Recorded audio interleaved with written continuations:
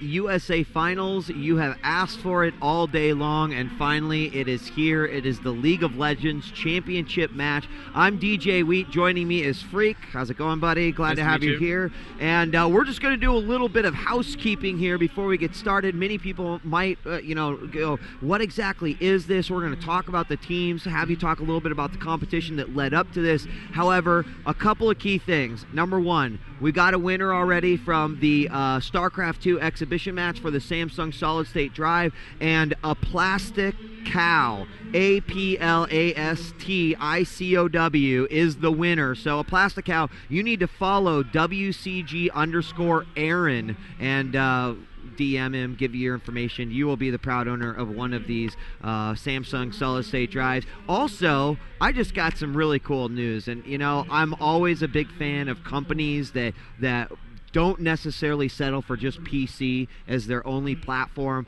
I just got told moments before we went on air that actually a Mac version is on the way for League of Legends. Yes. And I think a lot of people will be really excited for that. I think that's phenomenal. So big ups to Riot for supporting beyond the PC for gaming. I think that's great. Just get some more people into the game too. Yeah, absolutely. People are really excited to hear that we're launching the Mac mode, and right now it's in beta testing. We have a little sub forum for the feedback on it. We've added a few beta testers and stuff like that. So we're going through it, and it's getting close to release. And we're working on some new technology as well. It's going to be really cool. That I can't give a lot of details about. But yeah, it's I can prod and push, right? But there was some stuff has to stay secret. So we've got two teams, and Freak, I'd really love it if maybe you could break down these teams, explain how exactly the road that these guys took to make it to this point. Okay, so the road to World Cyber Games North America was 2 to 3 steps. To start out, we have ranked games with visible ranking systems and wins and losses, and you play for keeps. And so what we did is we said, okay, if you're in the top 1,500 in these ranked games, go ahead and make a team, just to help select players who are really serious about the game and really were going to be good and not waste anyone's time.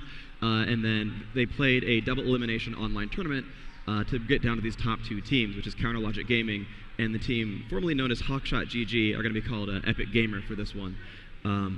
And they got themselves down, and CL Gaming, Counter Logic Gaming, came from the winner's bracket, and so they're in the advantage here. Okay. And Epic lost to them in the winner bracket at some point, so they've come down through the loser's bracket, and they're back to the grand finals, which means that this match here is a best of 3 with a 1-game advantage. Okay. So CLG could win 1-0, and that's it, and they're off to the grand finals.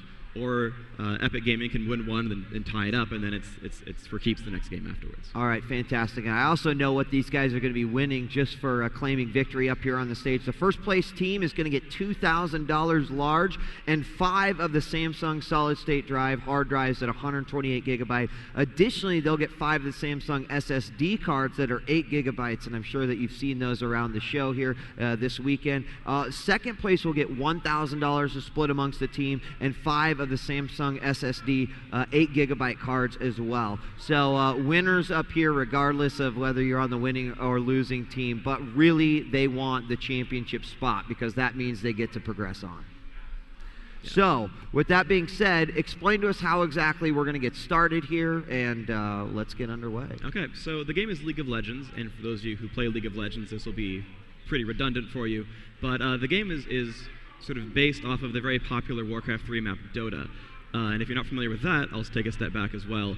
DJ Wheat described it to me about 5 minutes ago as a 20-minute MMO. You started at level 1 on your champion, and you kill minions and monsters and enemy champions and turrets, and that farms you gold and experience. So you level up to 18, learning a skill along the way. You have an ultimate with 3 levels, and then 3 other skills with 5 levels apiece, which adds up to 18 for the math mages out there. And everything you kill, you get gold, so you buy health, armor, magic resist, damage, attack speed, critical chance, ability power, movement, all that kind of fun stuff. And so, depending on your skill at last hitting minions or killing enemy champions, or your ability to not die in lane so you can soak up experience, you'll start getting ahead and farther ahead of your opponents. And being a team game, you've got sort of team play objectives where, if you get this one objective, everyone gets golden experience, or this one guy might get a buff, and if he's a caster, he wants the golem buff so he can cast more spells. And you have these really awesome objectives around the map that you're constantly trying to get, and these little quests you're doing along the way, and they respawn, you do them again, and everyone knows they exist. You've got this tug and pull as people come back and forth trying to get the objectives, trying to kill a turret. Right. Oh no, he might get ganked. Oh, he's in the brush, watch out, let's reveal that. And you have this really cool team play going on throughout that.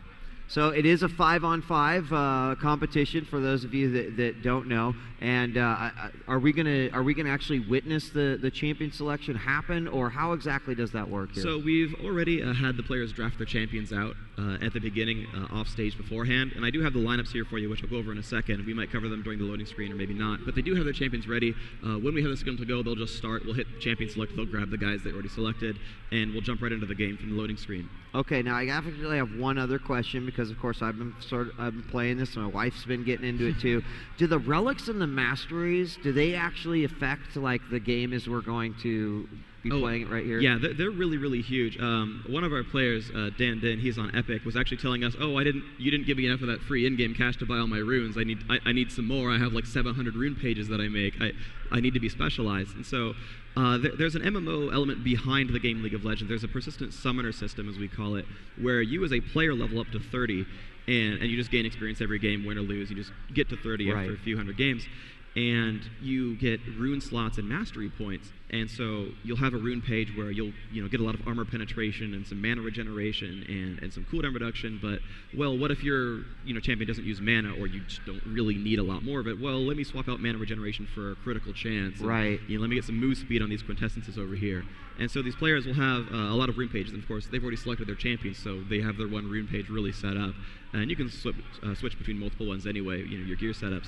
And they've also got their mastery set up as well. Some will make these neutral buffs last longer, like the golem buff I mentioned earlier, or you'll run faster or better cooldown. So there's a really big customization element. It's like, oh, I want to play Teemo. Let me get all this stuff going on. Okay, good. That's good to know. I wasn't sure if it was something that was specific only to sort of the ladder and how it was going, but it seems to be applied across the board. Yeah, absolutely. So, okay, great. So, I mean, I'm excited for this. I know the crowd's excited for this. The stream is excited for this. So, how do we officially get started? Are you going to be kicking us off here? I believe you have the chat prompts. If you want to tell them to start, I don't have chat right here.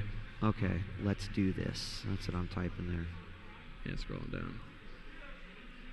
I believe everyone's joining the game. Everyone's on the right teams. Yeah, tell them that they're good to start. I don't know if we have an admin who can yell at them. But Araragi is the host. Yep, letting them know that we are good to start. Okay, he knows. The championship match here between these two teams. I have to choose the right one. Far left, there you go. And you have the spell. Yeah, we're good. Lock in. Okay, so we are in the champion select right now. Both players have already selected their champions and are getting ready to start out. This is going to be really, really exciting. We're going to see the teams coming up. And yeah, we're just waiting for the champion select to end. We've got about a minute left until they start locking in. Then we have the load screen, and I can cast out their summoner spells and all those exciting details as we move on. So really, this is the waiting game, unfortunately. But I'll cast out some of the lineups real quick. Sure. So, like I said, this was a draft mode off the screen, so people were picking and banning champions. Basically, each team bans 2 champions, and they take turn picking 1 or 2 champions at a time. So Epic Gamer had the choice of being the first ban or the first pick, and they gave first ban to Counter Logic, meaning they got to pick the first champion. This mumbo jumbo means that they banned out some champions. They said, "Oh, I don't want to play against this guy, but I do want to play him." So CL Gaming banned Twitch and Kog'Maw. Those were their 2 bans. Those are ranged physical carries. They scale really, really heavily into late game. They're really, really late game superpowers. And CLG was like, no, we don't want to deal with that. We'll play a tighter early game. And Epic banned Ezreal and Taric. And Ezreal is this really long-range carry as well. He has really, really good poking abilities. His main ability, Mystic Shot, has really good range with a lot of damage, and he just runs around sort of throwing arrows at people. And their other ban was Taric. And Taric is probably considered one of the best support champions in the game. And he's really good at laning. He has a heal and a stun. Later on in the game, he gives his team area of effect, just bonus damage. He's really, really powerful. So both teams banned out those 4 champions. And then Epic went for first pick Vladimir. And Vladimir is a champion that we haven't seen a lot in competitive play. A lot of these a lot of our top players do tier lists for what they think are the best champions in the game. And Vladimir's never been like, oh man, you must get him or you lose. So it's really cool seeing that picked off right off the bat. Gentlemen, not to interrupt you, but one of you is in the observer slot. Or you're not in the slot, according to Mr. Network or something. So yeah, one of the players rejoined, and he's now below me in the slot. So we want to restart this to get myself in there, or is this a big deal? Yeah, do we want to restart it or no? Just working this out here real quickly. Okay. Should be okay. All right, should be okay? Yeah, he can play, he just will be not on the scoreboard. He can play. All right. Getting it worked out. Yep. New All is well. observer mode for League of Legends, and talking a little bit about this.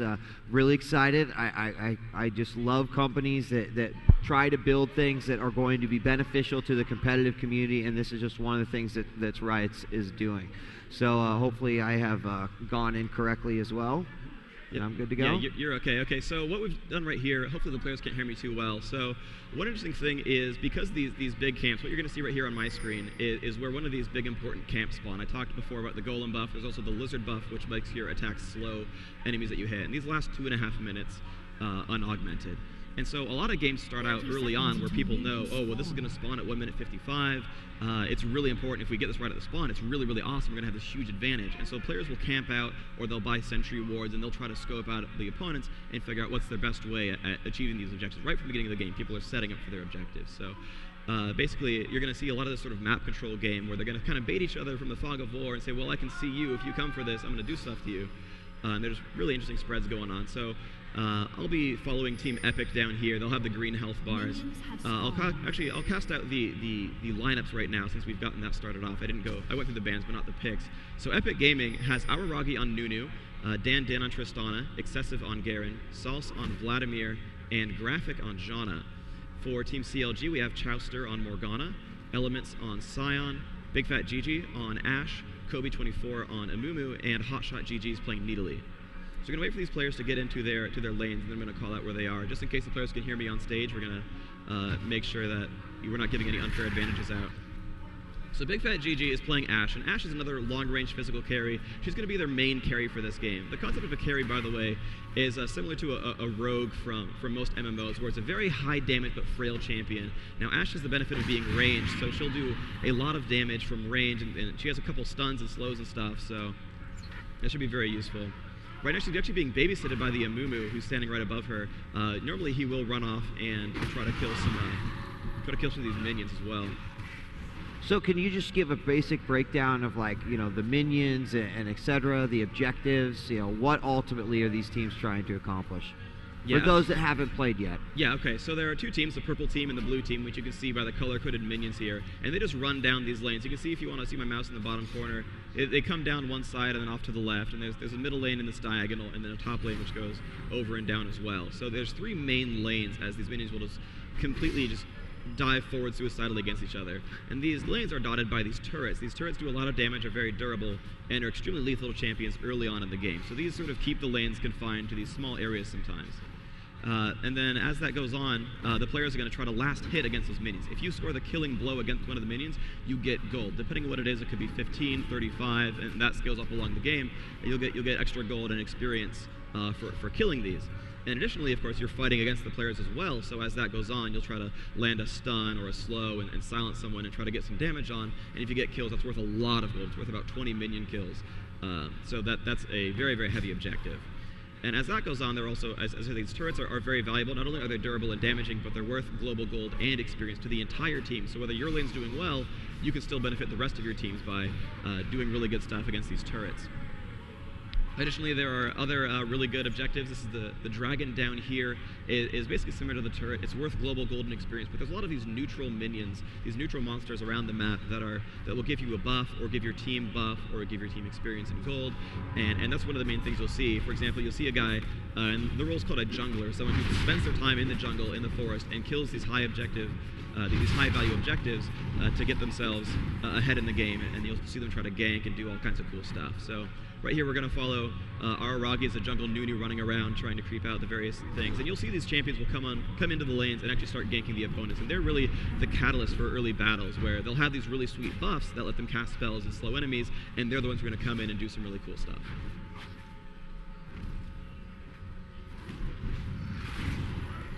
So also, can you explain to me a little bit about the splitting with the champions and like why you would choose to say put these players playing this lane? And then ultimately, is it just a matter of, the tug of war? Is all we're trying to do here in the early game build up our XP, build up our gold, and then ultimately, just try to push